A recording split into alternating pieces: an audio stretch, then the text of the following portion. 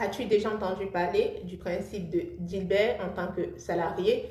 Donc, le principe de Dilbert, c'est un principe qui explique pourquoi dans beaucoup d'entreprises, certains collaborateurs les plus incompétents se retrouvent promus au détriment des salariés compétents dans le but de les éloigner des tâches importantes et les placer dans l'encadrement où ils feront le moins de dégâts. Donc, le principe de Dilbert, c'est un principe qui est dû à entendre, mais c'est une réalité qui semble même absurde. Voilà, c'est une réalité dans de nombreuses entreprises, publiques comme privées, parce que les salariés les plus incompétents seront promus au détriment des salariés compétents. Voilà, ça n'a pas de sens, mais c'est une réalité. Maintenant, pour vous qui me suivez, quel est l'impact pour votre évolution professionnelle?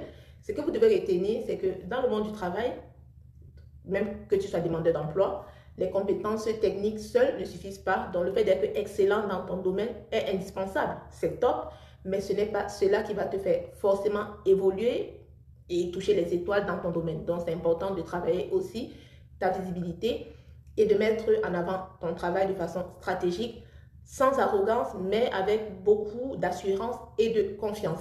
C'est aussi important de travailler ton réseau parce que le réseau va beaucoup compter, parce que ce n'est pas toujours les meilleurs dans le monde du travail qui vont monter, mais c'est ceux-là qui savent se connecter aux bonnes personnes. D'où l'intérêt, une fois de plus, de suivre les bonnes pages sur les réseaux sociaux. C'est important aussi de travailler ton savoir-être. Parce que le savoir-faire, tes compétences, c'est bien, mais ton savoir-être compte pour autant.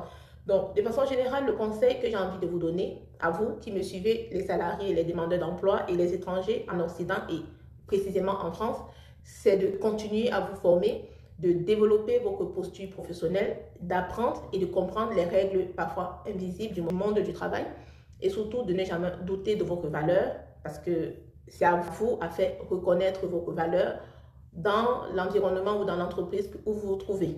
Voilà, donc, et enfin, si vous avez besoin de conseils personnalisés pour construire votre stratégie de carrière ou pour réussir vos recherches d'emploi ou d'intégration professionnelle en France, n'hésitez pas à me contacter parce que c'est ce que je fais aussi.